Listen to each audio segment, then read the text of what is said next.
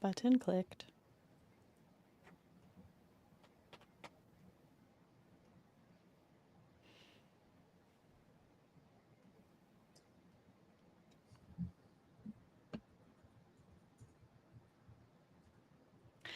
Hey everyone, welcome to Sideline Banter, a Women of Fantasy Football show.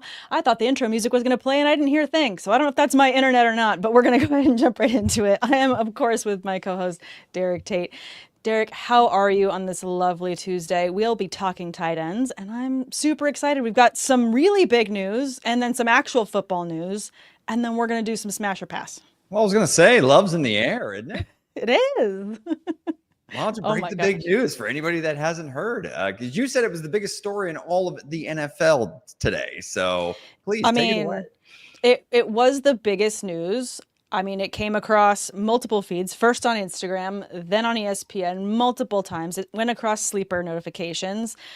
Travis Kelce and Taylor Swift are engaged, and mazel to the happy couple. Very excited for them. Yes, Vince in the chat, Travis Swift. We're very excited for the two of them. Sleeper, of course, already made a quick change to his profile pic there on the app, which they love their team for always keeping up with the trends and all that good stuff. But yeah, just wanted to talk big news there. I mean, honestly, he's going into his 13th season. And everything's shaping up like this could be not necessarily his last, but like, you know, it could be potentially. They're really big on numbers. Taylor is very big on numbers. 13 is her lucky number. Okay. Could this be Travis's last season? I don't know if you're as into the Taylor Swift lore as myself, but I think it's worth the conversation because people are still drafting and people are seeing him in the news and thinking, should I be picking up Travis Kelce? You know, 80s and 90s pop culture references is my wheelhouse. So the Taylor Swift lore is something that I did not have much exposure to at that time. So you have two daughters. Well, they're 3 and 4. And you make them watch Ninja Turtles. Correct. Over anything Taylor Swift related at this time. Nothing against Taylor Swift. She's a sweetheart.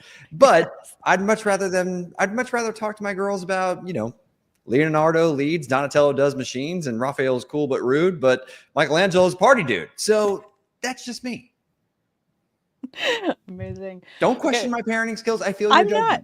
I will not. No, I think more power to these young ladies that are getting raised on the Ninja Turtles. I loved them myself as a kid. But yeah, again, really big football news. Excited for them. Vince in the chat saying my 5-year-old daughter makes me watch Ninja Turtles. I love that. That is hilarious because it's the exact opposite way in the Tate household. That's amazing.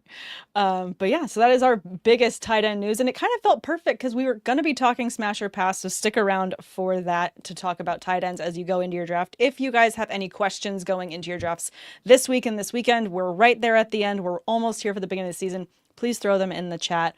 But yeah, in terms of real talk on his ADP, I do want to talk about Kelce a little bit in terms of how he always finishes a fantasy season at a high. Could this also push him going into the season with a high and therefore helping bolster that, you know, ADP and making people want to take him more? He's not jumping into tier 1. I'm not saying anything crazy. We are going to talk about the 3 top tier tight ends first off the bat.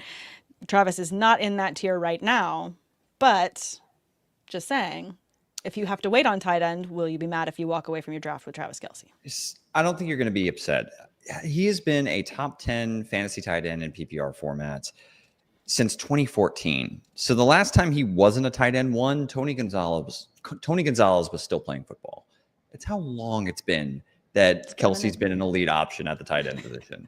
So yes, you'll be happy. I mean, he's gotten himself into shape clearly for the engagement photos. So that the photos are amazing. Did you just do a quick Google while I was talking? No. Sam, I do look at the internet every now and then to check, you know, what's going on in the world. I did see that they got engaged. Amazing. And he looks great. He looks like he's gotten himself into shape for the photos, which is only going to translate to more success on the football field in 2025. Absolutely. That's what we're looking for. That's what we care about here on Sideline Banter is fantasy success. And of course, we appreciate real real life success. So congratulations to the happy couple, of course. Just going to jump over to Fantasy Life's projection rankings for Travis Kelce going into the season right now. Right now, he is projected at being tight end 4 off the board and projected for a total of 163 fantasy points. His floor being 127. His projected targets are over 100 at 116, 86 receptions, and projected at 5.4 touchdowns. So right there in the top in terms of overall projections, again, based on last year's numbers. Hoping that this happiness brings a lot of fantasy points to those fantasy managers, but we'll see. I think that what his role is going to be is similar to what we saw last year. He's going to be a check down option. He'll occasionally get a big play in the intermediate portion of the field, against specific coverages. But, Kelce has lost a little bit of juice after the catch, and that's okay. He's still going to be a reliable guy, in particular in PPR formats. And if the Chiefs start punching in more of those red zone opportunities, because they still generate those at a top 10 clip, then Kelce's going to probably flirt with somewhere around 8 to 10 touchdowns rather than the number that's set at 5. Yeah, I think so. But anyways, that's enough about the Travis Kelce news. We're very happy. I'm very happy for Travis and Taylor. And I knew it was a real thing. Everyone said it was just for viewers or whatever, but I knew it was real. I knew. Can you feel the love tonight? You can. I think it's legitimate. I think it's legitimate. Let's throw this in the chat. What's up, scampers? How are you doing? I always appreciate everyone saying hi in the chat. Everyone's so friendly. All right, let's get to some real football news before we get into the tight end smasher pass to dissect these tight ends a little bit further. Lots of Raider news coming in this week. We've got Jakobi Meyers requesting a trade, and then not so long after, Amari Cooper is now back with the Raiders, and also Kenny Pickett is now a Raider. So lots of Raider news going into us talking about Brock Bowers shortly. Yeah, and what are your thoughts? I want to get your thoughts on Brock Bowers and if Jakobi Meyers does get traded, or if he's seeking a new contract and he holds out and starts missing actual football games to start the season. How do you see this Raiders passing offense kind of shaking out and the Jakobi Meyers ripple effect? I don't know that Jakobi Meyers and Amari Cooper, as great as they are as receivers, I don't know if they move the needle too much for me either way in terms of where I'm picking up Brock Bowers. I just did 2 drafts this past week in Vegas, and I did leave one of them with Brock Bowers, and I was quite stoked that I took him as my second pick in one of those drafts. And for myself, I feel like the volume is there because of the athleticism we saw last season. I don't think that takes as much of a dive. If they had made an addition of a bigger name receiver with more talent, then I would be maybe a little bit scared, but I'm just not that high on Amari Cooper. Well, so who do you have as your tight end 1? I mean, I guess we can maybe have this conversation, a little smash or pass to start it off. Sure. Between Trey McBride and Brock Bowers. I don't care. Pick the format, but who do you have as your tight end 1 overall? For my tight end 1 overall, when I'm looking at the 3, because it's the big 3, it's going to go McBride, Bowers, and Kittle. Okay. Those are the top 3. And when I'm going into the beginning of a draft, I'm looking at if any of them fall to me, then I'll take one. And I put them in the order of Trey, Brock, and then Kittle for myself. Do you disagree with my order right off the bat? I do. Ooh, what evidence do we have that Brock Bowers is not a stud? Dating all the way back to since the day he stepped on a college football field in the SEC as a true freshman, this man has been dominant, Sam. And last year we had all kinds of questions about, he's playing with Gardner Minshew. Is he going to lose snap to Michael Mayer in inline snaps? And I was sitting there shaking my head. I'm like, this guy is special. He's different. And I think he's got the talent to be, the best tight end in the NFL for the next 10 years. And what did he do, Sam? He broke Mike Ditka's, 50-year-old record for receiving yards by a tight end in a rookie season. And he broke Puka Nakua's receptions record for a rookie. This is a tight end, Sam. A tight end. I hear you. I think that maybe I misspoke in terms of it's really a 1A, 1B in terms of how I look at McBride and Bowers. They're right there in terms of production. I mean, what's interesting to me is when you plug them into their utilization score from last season, and it's why I think it's so important to look at both projections, past utilization, as well as how training camp is going and how different offseason moves affect every position. Sure. Because when you look at the utilization score, George Kittle crushes it over both of them in terms of almost the majority of the categories. His utilization score is at 80. His overall points in PPR points is 14.3 on average. The others both tying at 10.7. Again, this is all last season's stats and averages. Uh, third and fourth down targets is higher at 24%. But Trey McBride leads in so many other categories when you compare them. It just comes down to routes run, in which he leads the category of all three. He also leads in targets per route run, targets, as well as at ADOT at 8.4, which is much higher than the other two. So maybe we're looking at different data, because I know you were saying, and Trey McBride's awesome, by the way. I'm not dissing Trey McBride. I'm looking at Player Profiler. Okay. Routes run for Brock Bowers last year was 530 at number 1. Slot snaps for a tight end at number 2. Targets number 1 at 153. Target share 25.9%, number 2. And oh, by the way, yards after catch, where he is dynamic and special, number 1 at 596. Look, we're choosing between 3 correct answers. I totally understand. But that's why I think it's important that we go back and forth. And I don't mind ending up on a different side of the coin at the end of this convo, but I want the listeners, the viewers, to know it is as hard for us to decide between them as it is going to be for you when you're going into your draft. I know. We're going to disagree every now and then. We're going to disagree every now and then. And I understand that. It's just that, Bowers, there's nothing that scares me about the target competition. Amari Cooper went unsigned until today for a reason, right? Yeah. Or yesterday, whenever it was, because folks are wondering what he has left in the tank. And Jacoby Myers, I like him, but we saw what it was last year. Bowers was the alpha in this pass catching room. Yes. Even if Myers returns, I'm not worried about that. Bowers is the special talent. Bowers got an upgrade at quarterback. I understand maybe the offensive philosophy changes a little bit, maybe a little bit more effective running game so they can lean on Ashton Genty. Maybe that's where I could see a slight drop in the targets overall from 153. I think it will not drop below 130. Bowers is still going to be heavily targeted. He's an immensely talented player. I think he is the most talented tight end in the NFL today.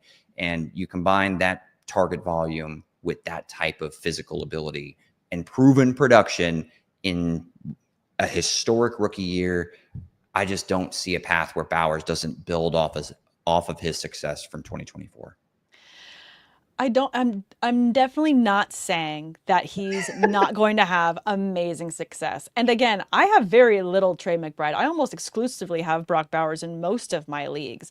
And for myself, I do feel like he's coming off the board a little bit early. I understand some of the reasons why some people have McBride so high. But for myself, in terms of ADP, he's going in the first round in almost exclusively in most leagues that I've been drafting this summer. That's and wild. For me, that's too high a price. I'm taking Bowers in my second round in the leagues that I have him. So for me, that feels comfortable because I've already secured another elite position. So unlike other seasons where, we talked about Kelce earlier, him coming off some of his most groundbreaking seasons, I've understood the hype in terms of him going so high. Other tight ends going in so high going into those drafts. I don't see that because we didn't have the touchdowns break until late in the year last year for Trey McBride. And I'm the first one to be like, okay, once you break that, they're all going to come. And now they've synced up and they've figured it out. I definitely think that they've got it together. But for myself, I'm not willing to pay the price tag of my first round pick. I understand. Definitely not a first rounder for it. I mean, if I'm going to spend a first rounder on a tight end, I would personally pick Bowers. But just to make the case for Kittle, I think the best case for Kittle is right now that 49ers receiver room is dinged up. They're Bad. so hurt. It's looking Right. like how their running back room looks like usually by week 4. And and really, if we see of these 3 tight ends, who has the chance to be playing in a top 5 offense? It's George Kittle, because we've seen it with Shanahan, we've seen it with Brock Purdy, and I have some confidence that they'll get something from the receiver position, even if Ayuk and Jawan Jennings are out, because I'm a firm believer in Ricky Pearsall being a productive receiver in his second year, because Lord knows that man had one of the wackiest off seasons, and thank God he's all right. But George Kittle is still going. You can make an argument he's going to be the most targeted player in this 49ers offense, and he's still an efficiency monster, still a yak monster. Kittle is still that dude. He's him. So that's why I'm okay with any of these 3 options if you are going to go with the tight end early build, because I do see a path for all of them to finish as the tight end 1 overall. No, I think that we started off a little bit bumpy, but I feel like we're ending up pretty much aligned in terms of how we're valuing these tight ends. I get very triggered about I can Brock tell. Bowers. Yes, some NFL scouts that I wonder if he runs a 4.7, and I'm just sitting there going, I don't work for an NFL team. I work for Pro Football Network. I'm scouting, and you're looking at him outrunning SEC DBs, and you're telling me he runs a 4.7 40. And you're paid by an NFL team, you should be fired. Anyway, rant over. I just pulled up this quote from Vince. I wouldn't trust Kyler Murray to do my groceries, let alone be responsible for my tight end fantasy points. Go away, Kyler. I've left it up there because it's too funny. No, it's good, Vince. I will say the reason why I trust Kyler Murray is because we've seen a large sample size where he is just willing to pepper Trey McBride with targets underneath, and it's actually eating into the ceiling of Marvin Harrison Jr. I know, it's terrible. I know, it's crazy. We'll have to talk about draft builds, because I had some pretty fun drafts this past weekend, and I can't wait to tell you some of them. But we'll end the show with that rather than interrupt this flow of tight end discussion, and we'll finish it with the smasher pass across the 3. Smash for me on Brock Bowers. Oh, smash, Brock. See? I mean, yes. So, because I've already proven it, like I said, with my drafts, I'm passing a McBride, and it's mostly because the price to me is too high. Not because I don't think the talent is there, but the price is too high. But the price is perfect for Bowers, plus the payoff I feel like is there. If you don't get either of them, Kittle's the perfect tight end 3 off the board. Go Bowers Rangers. I got to figure out a good. The Brock says you. Roll the eyebrow. I feel like there's like a Mario Luigi Bowser kind of reference for Bowers in there. Like there's something in there where Bowers just smashes. Oh, okay. Bowser. I got you. Right? Sound off in the Bowers, comments. Bowser. Give us some good Brock Bowers fantasy team names. Please, while we're moving on to other things. Absolutely. And before I jump onto the next smasher pass, I want to get to this question in the chat, because I did start off as saying, if you guys have questions on your leagues, please throw them in the chat. We will get to them as soon as we can. This one from Josh: rate this 12-man PPR to flex. We've got Lamar, Omarion Hampton, RJ Harvey, AJ Brown, Jay Jets, and then Laporta, Diggs, Travis Hunter. I mean, I'm a fan of both rookie running backs that you have. Lamar is always nasty. Laporta is a solid tight end that has tight end 1 overall upside. I worry a little bit about AJ Brown, just a bit, because he's dealing with that hamstring injury, and I think that there was even a report that he had to have like a little fluid removed from his knee or something like that. Point of the matter is, though, you have Diggs and Travis Hunter. I think you have plenty of depth at wide receiver. Oh, by the way, you have Justin Jefferson. That rules. So yeah. You're pretty stacked in a 12-team league. Pretty darn good. I mean, I can tell how you drafted in terms of who came off the board first, and I like the value that you got at running back where you took them, because you prioritized, PPR, Justin Jefferson, you got that. So at least you've got your wide receiver 1. For a wide receiver 2, AJ Brown, not mad about that. Again, I understand the injury concerns you just outlined, but how he's stacking this roster, I really like it. Yeah. Lamar, love it. And I'm really high on both Omarion Hampton and RJ Harvey. Hampton is Matthew Berry's ride or die for the season. So good job on you unlocking that in, because he doesn't really miss on those. I wish Rashawn Slater a speedy recovery. I wish he wouldn't have gotten hurt, because Hampton, I would have been that much more bullish on him being a top 10 guy this year right out of the gate. But, we'll see how that offense looks. And then RJ Harvey, welcome to the bandwagon. All about it. RJ Harvey's going to have a great year. It's going to be amazing. And then just took the little spicy upside in Travis Hunter. Let's see what it is. I'm all about this roster. So no, I love Travis Hunter. I think he's going to be the Chris Godwin of that Liam Cohen offense there in Jacksonville. Yeah. So I'm rating this an A, in my opinion. And then we've got some amazing comments in terms of those names that you asked for, Tate, for Brock. I like this one. Paper, scissors, Brock. Brock every time. All of these could end up being amazing fantasy team names going into the season if you do land them. I might steal one or two of these because they're so good. Brock and Roll, also solid. Thank you, Jamie. I even got the hair to go with it today, Sam. You do. This is one from Jamie, yeah, it's too. Crazy. Brock Bowser. I like it. It's kind of like Rock Lobster. Oh, I can get on board with it. I can get on board with it, Jamie. That's kind of fun. I can get on board with it. And then another really good one, Brockzilla.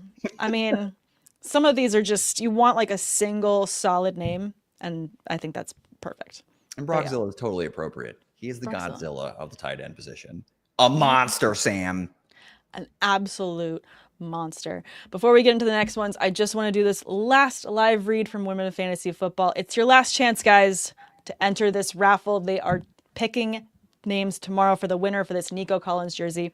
Every August, Women of Fantasy Football raffles off a series of jerseys to raise money for our scholarship fund with Galvanize, an organization founded by NFL sideline reporter Laura Oakman to provide women in sports media the tools to be successful. Live on the website now, like I said, this is your last day. We're raffling off a signed Nico Collins Texans jersey. Tickets are $5 a piece, and the raffle ends on the 27th. Again, it ends tomorrow. We're going to announce the winner on our show on Thursday night on the Mock Girl Summer podcast. So please check it out. Again, go to womenoffantasyfootball.com or just hit the direct link in the description of this podcast to get your tickets today and help out a great organization as they shape the voices of the next generation of sports media. So guys, last chance, go get that jersey. Yeah, I believe my request for it being a birthday gift, because tomorrow's my birthday, Sam.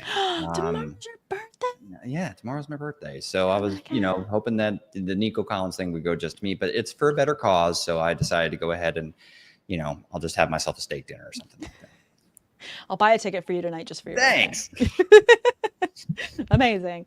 All right, let's go ahead and dissect a couple more smasher passes for tight ends. I want to talk about the rookies because you're an incredible wealth of knowledge when it comes to rookies and scouting out these players. So I want to hear from you dissecting Tyler Warren to Colston Loveland. I've taken Warren late in a couple leagues, and I feel like that was a good grab. In one league, I actually got both of them because I waited on tight ends so late, and they just weren't coming off the board. So I felt like that was a fun stack. But how do you rate them and rank them between the two? Because both of them seem to have so much in the tank in terms of athleticism going into the season, and they're both in really great situations. Sure. So I prefer Tyler Warren. I'll start there. The reason why I prefer Tyler Warren is I do think it's a positive that Daniel Jones is under center over Anthony Richardson. I just think he's going to be able to complete more passes, which in a PPR format, that matters. Like we kind of saw with like some glimpses when Joe Flacco was under center and when Josh Downs was healthy, like a quarterback that was able to get the ball out and accurately in the short to intermediate portion of the field. Like in this Shane Steichen offense, an underneath weapon can eat. The thing is, Tyler Warren can do it on all three levels of the football field. Now, I don't think he was as good as Brock Bowers coming out of college, but he's pretty damn close. He was used in every way imaginable. They moved him all over the formation. He was an inline tight end. He was an H-back. He was split out wide. He was using the slot. And they gave him carries, Sam. He threw a touchdown pass. He ran one in. He caught multiple less. Tyler Warren is going to be a weapon in the Shane Steichen system. And right now, can you really definitively say that they have a number one go-to option in Indianapolis? Nope. I don't think so. And I like Downs and I like Pittman, but Warren is special. And there was a reason why it only took them about 10 seconds to make their pick once they were on the clock in the real NFL draft, because they knew to, I guess, smash the draft button and, so to say, and they had to have this guy on their team because he adds a completely different element that I think raises the floor of this entire offense and the passing unit, particularly there in Indy. So the opportunities are why I prefer Tyler Warren over Colston Loveland. Now, I can tell you why I have my concerns, but what are your thoughts? Do you see what I see when it comes to Tyler Warren? I do. And I definitely value him just slightly over Loveland in terms of where he's going to be used on this team. I'm not concerned about the other weapons. There's lots of other weapons there for Chicago against Loveland. I do feel like this is going to be a much more interesting and fun offense because obviously they've got a much better head coach going into this season. But I'm also really high on players like Roma Dunze. I feel like he's going to get a lot of targets going into this season, and that just takes away targets from Loveland. And DJ Moore obviously is still there as well. So there's bigger names there that I think are going to bring focus away from Loveland. Whereas, like you just painted for Warren, there is not necessarily as many of those. I'm equally excited about Downs. I also got him in a league this past weekend. At their price, the entire offense is Price cheap is right now. so cheap. And I mean, in terms of trying to stack your draft and have, I mean, we talk about having a high draft grade, or you talk about trying to, win those middle rounds. Those are the players that are going to, you walk away winning your draft when you don't stop and you look at where potential volume is going to be. Warren is definitely one of those tight ends. You can wait quite a while and still get them. And when you look at the projections between the two, a hairline difference between overall, but there is an edge to Warren in terms of targets. I think it's going to be a higher volume to him as well. You've just got really small margin between things like receiving touchdowns. You've got Warren projected at 3.5 and Loveland projected at 3.4. So there's just some things where it just depends on what the stat is. It's a really hairline difference. But again, it goes back to like either of them, both of them could end up being, top tight end 12 or above. Like there is a potential for that for both. But I like see Warren having the top 3 tight end type upside, though. Okay. Okay. Well, I mean, the last 2 years, Sam Laporta, rookie, tight end 1 overall. Last year, of course, Brock Bowers, we just talked about him, tight end 1 overall. Yeah. Those two players kind of did it in very different ways. Laporta was on this dominant, high-scoring offense that generated like 4 or 5 trips to the red zone every single game, whereas Bowers was just a volume monster. I think that Warren more falls on the Bowers side of that equation, where it's more so going to be on volume. Colston Loveland and Ben Johnson, we've already seen it during the preseason, Sam. They're going to use a lot of 12 personnel. Him and Cole Kmet are going to be on the field together. They're going to do a lot of play action, naked boots, and trying to get both of those tight ends out into routes. And we already seen him hit Cole Kmet up the seam against the Buffalo Bills. He also hit Colston Loveland on the second level of the football field as well, off of play action. This is something where I think the offense is going to be productive, but you already hit the nail on the head. There's just a lot of mouths to feed and a lot of capable mouths to feed in that Chicago offense. I just prefer the volume with a talented player like Warren. Yeah. So smash Tyler Warren. Mm-hmm. Yep. Over Loveland for this year. For this year, yes. I mean, hey, hopefully they both end up top tight ends by the end of the season, but I agree. I think going into this year, I just like the targets that Warren doesn't have to share.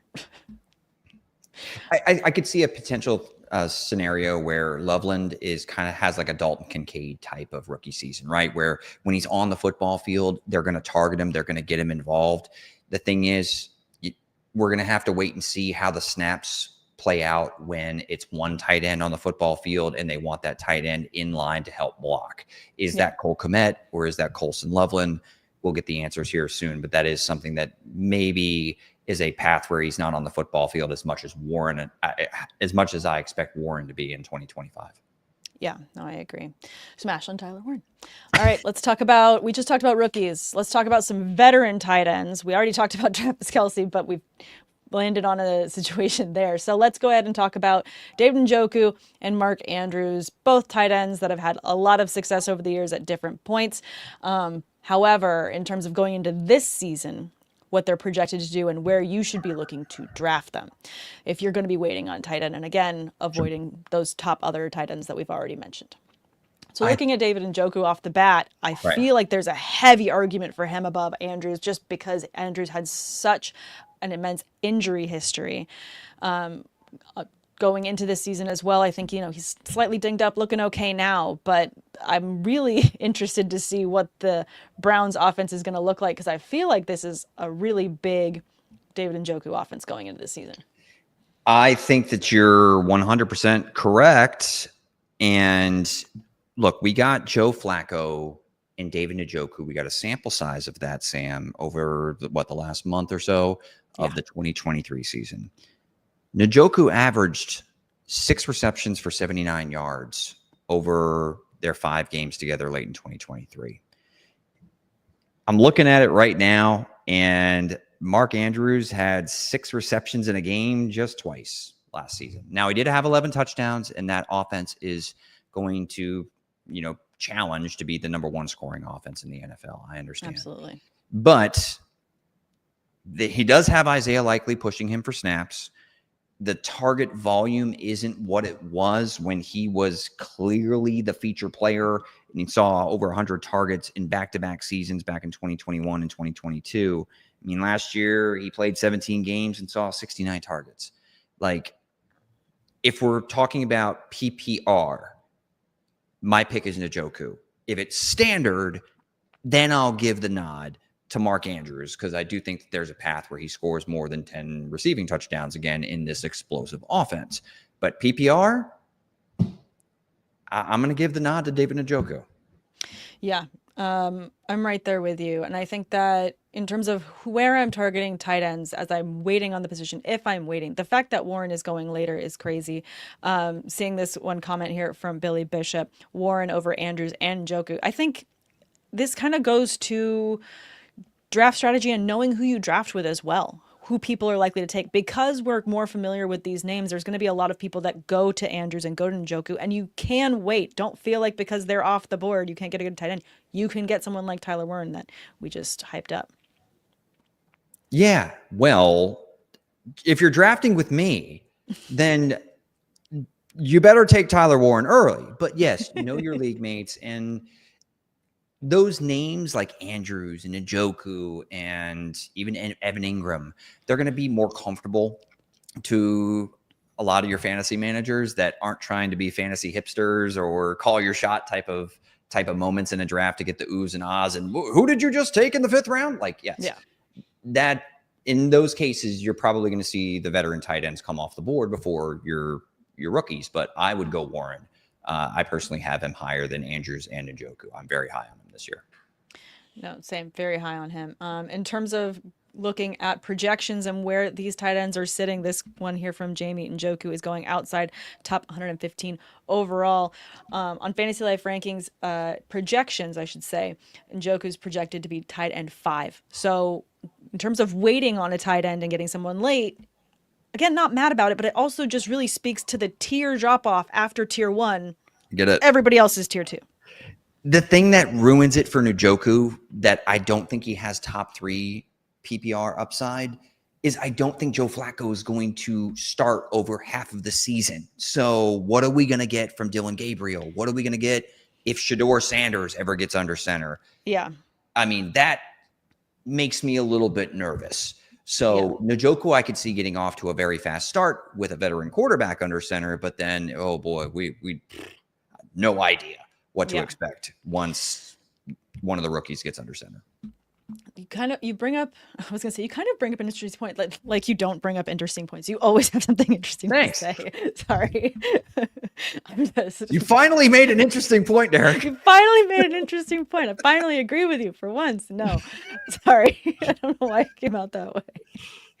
Now I'm a little embarrassed. It's fine. But no, you say that you don't see Flacco starting the entire season. I agree. I think that the Browns are very confused how to take this roster forward, besides the realizing, yes, Myles Garrett is worth the money. And yes, we have him. We can't let him go. Otherwise, we have nothing. I feel like it's going to be interesting to see how this offense plays out. And I wanted to just pull up the first couple games and to see if we even feel like they're going to end up with a winning start to their season. No, they're going to go 0-6. I have this sign right here that makes me come across a little bit biased. So I just wanted to make sure that I was opening this up to yourself and to those watching and listening as Of well. course. I'm sorry. I jumped the gun a little bit, but yes. And by the way, Jamie made a very good point. Yeah, Rookie quarterbacks can rely on tight ends. That's they part of can. the reason why I'm actually kind of high. One of my sleeper tight ends is Chigakonkwo Yeah. for the Tennessee Titans, Yes, I because think they outside can. of Calvin Ridley, what do they have in the passing game? That seems like a pretty, favorable way to filter some of those targets to Okonkwo, whose snap count has looked very encouraging throughout the preseason, and he finished last year really strong. The problem is I don't have much faith in the rookie quarterbacks in Cleveland to Yeah. to feed Njoku the ball. Not all things are the same. But let's finish this up on Njoku specifically. So to start the season off, you've got the Browns against the Bengals, Ravens, Packers, Lions, Vikings, and then my Steelers as their game 6. L. So I could see. I think they're going to go 0-6. I mean, maybe they get one, but Unless, according to Vince in the chat, screw it, let's let Myles Garrett play quarterback. Who knows? well, you're paying them like one, so why not? I mean, it may not be. Back in the day, JJ Watt threw a pass, like threw a touchdown pass. It could happen.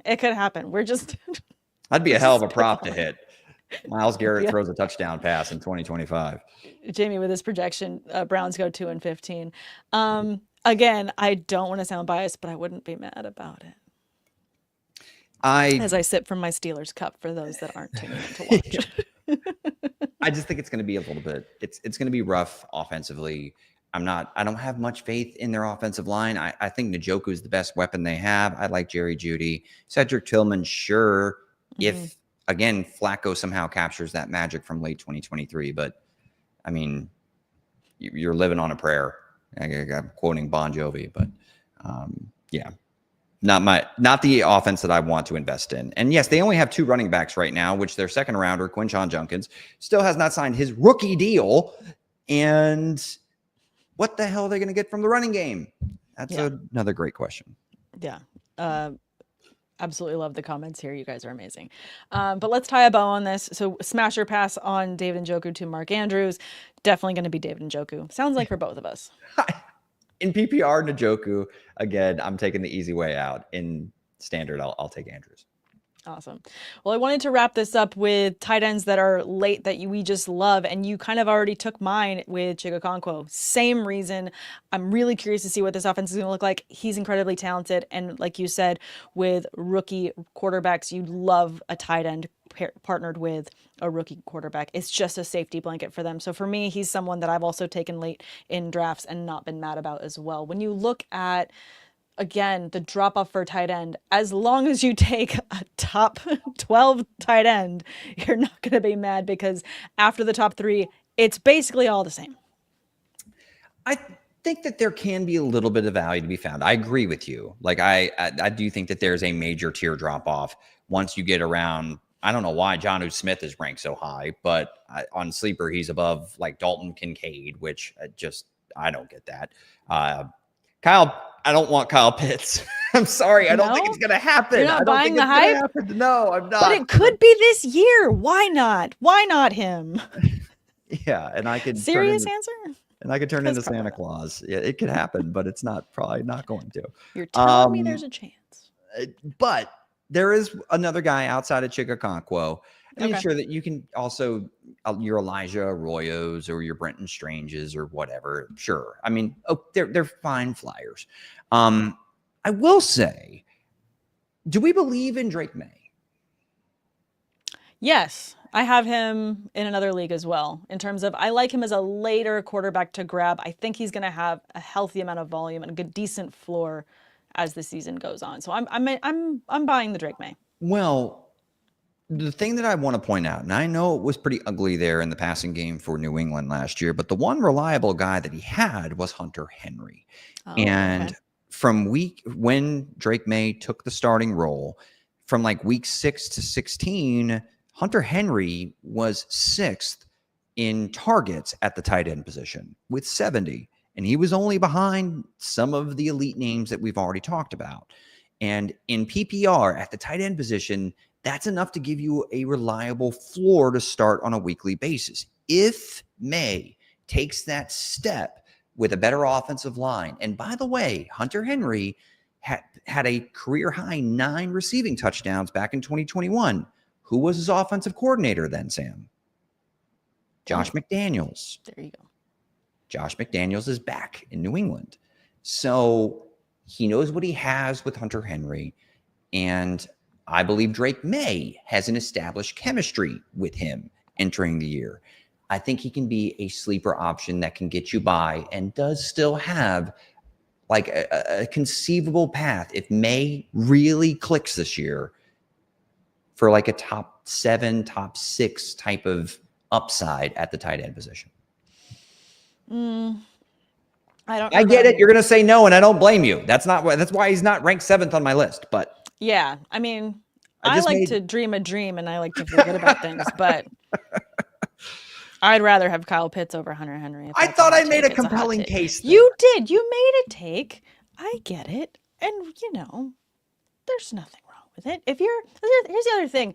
I mean, did I say something interesting again? No. No, you didn't. No, in terms of different league settings as well, we didn't talk about, tight end premium and how you would draft for that in terms of ranking them overall. Because in any, I'm going to say regular PPR league, you're not necessarily taking more than 2 tight ends, 12-team league in terms of going in. Depending on the bench depth, you might not be taking a second tight end at all. It just really depends on your setup and situation. Where I'm looking at someone like Hunter Henry would be that bench depth in terms of how I'm looking to add him to my roster right now. I'm not looking to walk away with him as a tight end 1. Oh no, I don't want him as my tight end 1. But I mean, if you decide to punt the position and you just need a warm body out there that can not get you 0 points. Yeah. I do think that Hunter Henry can average around 8 fantasy points per game, which can get you by if all of your other positions are stacked. Can get you by. Absolutely. I mean, yeah, again, I guess for me, I'm just like... Of course, it's not pretty. You're not going to be happy when Hunter Henry's your starting fantasy tight end. No, I want to leave my draft happy. Well, I don't always leave my fantasy drafts happy. Sometimes stuff happens. Sometimes stuff happens. And I take Ja'Cory Krusky-Merritt earlier than I should because I like to have fun. We all like to have fun. That's why we play fantasy football. Oh my gosh. Which, by the way, didn't we talk about Brian Robinson Jr. during our running back episode? We did. And you mentioned you liked him, and I warned you about Ja'Cory Krusky-Merritt. You did. And you looked at me a little like, what are you talking about, Derek? Well, now we know I was wrong. I can admit when I'm wrong. It's totally fine. Oh, I'm wrong all the time. News happens. Yeah. I'm so wrong all the time. Oh my God. Not when it comes to Ninja Turtles. I got that stuff down. No, definitely. Totally fine. Let's see. I wanted to bring up one other question that I saw on a Rate My Squad. Did we already get it? No. I saw this one earlier as we wrap up today's show and amazing tight end episode. Next week, we'll be kicking off week 1, guys. So tune in for that. Very excited to cover very early waiver wire pickups, obviously, but then also a lot of previews. We'll be going over Thursday Night Football coming up and the weekend ahead, and players we're very excited with amazing matchups. So this one from Cruz Garcia. 10-team league, half-point PPR, rate my squad /needs. Quarterback is Purdy, running back Hampton, Kamara, wide receivers CD and Brian Thomas, tight end Kittle, 2 flexes, Rice and DJ Moore. Then bench has Harvey, Travis Hunter, Olave, Etienne, Benson, Rice, Allen, and then Tutin. That's a really nice bench. Like, that's a very solid depth at bench, in my opinion. I'm not super high on Purdy, but again, like we talked about in terms of volume for Kittle, it's going to be there. The catches are going to be there in terms of waiting on quarterback. Not mad at it. Hampton Kamara, I think that's great. We talked about Alvin Kamara on our running back episode that Tate mentioned in terms of volume. we're not really excited about the Saints this season, but what you can bet on is that Alvin Kamara is going to be a utilized monster there for the Saints. And then I'm not mad about the wide receivers either. I like CD there. And again, you also had that nice stack there with Purdy and Kittle. How do you feel about that stack, Tate? So I love the Purdy Kittle stack. That makes sense. And Purdy has one of the easiest schedules in the league, as do the 49ers in general, right? Yeah. So I think that's going to be fine. I like that stack. It's kind of sneaky. Rashee Rice is someone that is a threat to finish the year as the wide receiver 1 overall in fantasy points per game when he's playing. Now, granted, you have enough depth, though. Your bench, Sam already mentioned it. Love the bench. And I think some of the bench has upside, too, to be able to pop. So, of course, having 2 Saints with Spencer Rattler under center, not as exciting. But I think that you have plenty there. I would say I'd give it an 8 out of 10 in a 10-teamer. I think it's solid. And if you get some of those bench guys to pop more so towards the back half of the year with Harvey and Hunter in particular, then I think you'll be in a really good spot and a team that nobody wants to see in the fantasy playoffs. Absolutely. But also to your point of some of these players could pop, there's a lot of good trade value in a bench with this level of depth as well. So starting the season off early, we're going to have, panicked fantasy managers across the board that if someone goes down and if any of your players pop, like this is such a solid bench that if any of them pop, they'd have solid value out the gate for someone to overspend, and you could end up getting someone even better to add more depth to your roster. So I think it's a solid draft. I wouldn't hate to. You've got so many Jags on your roster. Why not just add Trevor Lawrence if he's out there? I mean, no, to have that stack, you have the 2 receivers, and you're hoping that you got Travis Etienne or Tootin that kind of emerge as the leading back in this Liam Cohen offense, which proved that he knows how to structure a running game. Yeah. So I really, really, really, really like it. It's a good squad. Good job. Solid squad, Cruz. Appreciate you dropping that in the comments. Thank you guys so much for hanging out with us this lovely Tuesday and, talking some tight end news, wishing some, congratulations to Travis Kelce and Taylor Swift on this lovely tight end day. It's like it was meant to be that this news would come out when we were just talking tight ends. Yes. And it's obviously the questions. Appreciate y'all hitting us with a couple. I told you, Sam, last time, only let me talk about Brock Bowers for 90 seconds. Otherwise, I think we went 15 minutes talking about Brock Bowers. Sorry. I warned you. We have to have a buzzer. I know.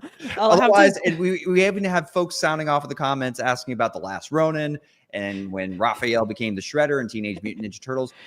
Look, maybe I need to start a new podcast, but we need to have a buzzer when we have to get back on track. So, because otherwise Sam is just going to, be shaking her head half the time. No, I should have you on our Unbinged podcast where we talk about movies and TV shows with those guys. So we'll definitely end up talking Ninja Turtles another time, but let's keep it, majority fantasy. Dun, dun, dun, dun, dun, dun, dun. Sorry. Amazing. Well, like I said, guys, make sure that you tune in for next week. If you haven't already, please subscribe, like, share, because we appreciate that. And if you haven't already, please go over to the womenoffantasyfootball.com. That is womenoffantasyfootball.com. And if you could go ahead and be so generous as to purchase a $5 ticket to try and get yourself a signed Nico Collins jersey, goes to an amazing cause. Really, really would appreciate it. And again, they're drawing that winner tomorrow. We'll be announcing it on Thursday on Mock Girl Summer. Very excited to see how that goes. That's going to be my last Mock Girl Summer. That's the end of mock drafts, Tate. We're right there for the fantasy season. We have finally arrived, and this is the last podcast I'm recording as a 38-year-old. So until next time, everybody, you'll see a more distinguished and mature Mr. Tate. Till next time, later, says the Tater. Thanks, guys, so much for tuning in. Like I said before, really appreciate Women of Fantasy Football for having Sideline Banter on their channel. I am Sam Holt at Samantha R. Holt on Twitter, and Derek is at Derek Tater NFL on Twitter. Please follow us, like, subscribe, and we will see you next week. Have a wonderful week. Good luck on your drafts this weekend, and we'll see you going into week.